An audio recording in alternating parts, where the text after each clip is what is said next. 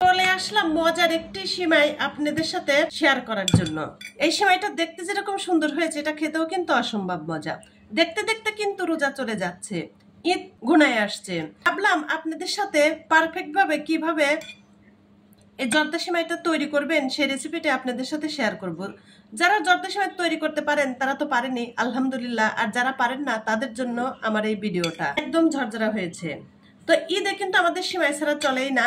তো আমরা যদি একটু ভিন্ন রকমের করে সিমাইটা রান্না করি তাহলে কিন্তু পরিবারের সবাই অনেক মজা করে খাবে।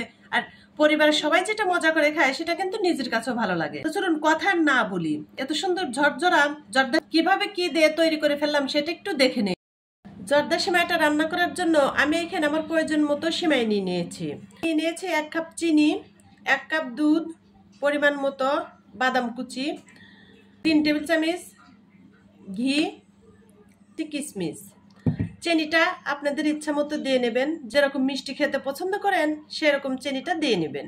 তো আমি এখন চুলায় চলে যাব, জর্দা সিমাইটা তৈরি করে নেব। চুলায় প্যান বসিয়ে দিয়েছি, প্যানটা গরম হয়ে গিয়েছে। আমি এখন এখানে ঘিটা দিয়ে দিচ্ছি। জর্দা সিমাইটা কিন্তু ঘি দিয়ে রান্না করার চেষ্টা করুন, তাহলে পারফেক্ট জর্দা সিমাইয়ের টেস্টটা পাবেন। এটা গরম হয়ে গিয়েছে, দেখেন ধোয়া উঠছে। আমি এখানে কিশমিশ আর কাঠবাদামটা দিয়ে দিলাম। দেখেন কিশমিশ গুলা কত সুন্দর ফুলে উঠেছে।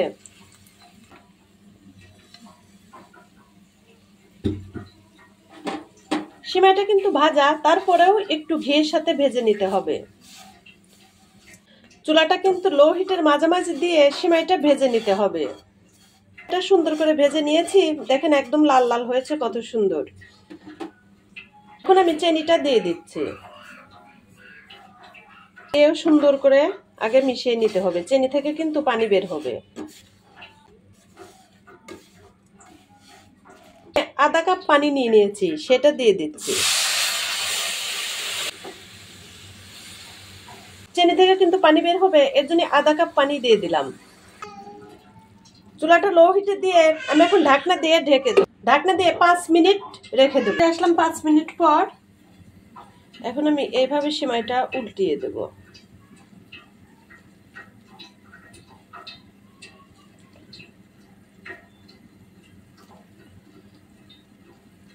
সিমাইটা কিন্তু পুরোপুরি সিদ্ধ হয় নাই, আর পুরোপুরি সিদ্ধ করবো না। আমি এখন এখানে 1 কাপ দুধ দিয়ে দেব। আমি যে 1 কাপ দুধ দিয়ে দিচ্ছি।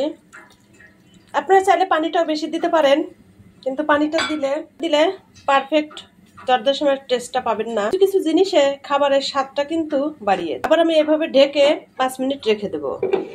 আবারও 5 মিনিট পর দেখেন দুধটা শুকায় কি সুন্দর হয়েছে।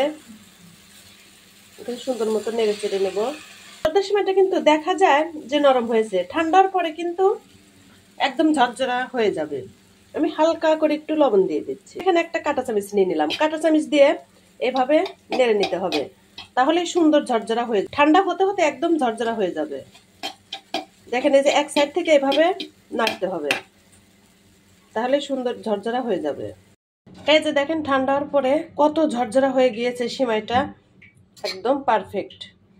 কত সুন্দর ঝরঝরা হয়েছে, মাশাআল্লাহ।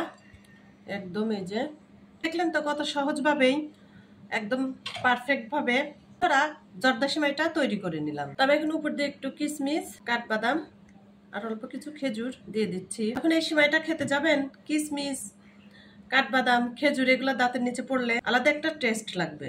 আজকের মতো আমি বিদায় নিচ্ছি, আবার কোন একটা ভিডিও আপনাদের সাথে শেয়ার করার জন্য চলে আসবো। আপনারা সবাই অনেক ভালো থাকেন, আল্লাহ আমাদেরকেও ভালো রাখুক।